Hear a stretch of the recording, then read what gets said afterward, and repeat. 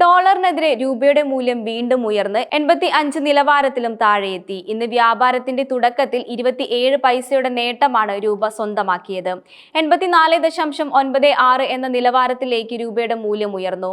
ഓഹരി വിപണിയിലേക്കുള്ള വിദേശ നിക്ഷേപത്തിന്റെ ഒഴുക്ക് തുടരുന്നതും ഇന്ത്യൻ സാമ്പത്തിക വ്യവസ്ഥ ശക്തമാണെന്ന് സൂചിപ്പിക്കുന്ന കണക്കുകളുമാണ് രൂപയ്ക്ക് തുണയായത്. വിദേശ നിക്ഷേപത്തിന്റെ ഒഴുക്ക് തുടരുന്നതുകൊണ്ട് ഓഹരി വിപണിയിൽ റാലി തുടരുകയാണ്. ഇതിനു പുറമെ ഇന്ത്യയിലെ വ്യവസായിക ഉൽപ്പന്നം 3% വർദ്ധിച്ചതായും കണക്കുകളാണ് പ്രധാനമായി രൂപയ്ക്ക് കരുത്താകുന്നത്. എന്നാൽ ഇന്ത്യയും പാകിസ്ഥാനും തമ്മിൽ അതിർത്തിയിൽ നിലനിൽക്കുന്ന സംഘർഷം വർദ്ധിച്ചാൽ അത് രൂപയെ ബാധിക്കുമെന്നും സാമ്പത്തിക വിദഗ്ധർ മുന്നറിയിപ്പ് നൽകി. ഇന്നത്തെ രൂപ 18 പൈസയുടെ നേട്ടമാണ് സ്വന്തമാക്കിയിരിക്കുന്നത്. 85.23 എന്ന നിലയിലാണ് ഇന്നലെ രൂപയുടെ വിനിമയം അവസാനിപ്പിച്ചത്.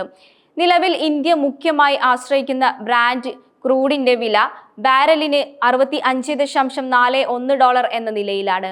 അതിവിടെ ഓഹരി വിപണിയും നേട്ടമുണ്ടാക്കി. സെൻസസ് 442 പോയിന്റാണ് മുന്നേറിയത്. നിഫ്റ്റ് 24,500 എന്ന സൈക്കോളജിക്കൽ ലെവലിലേക്ക് അടുക്കുകയുമായി.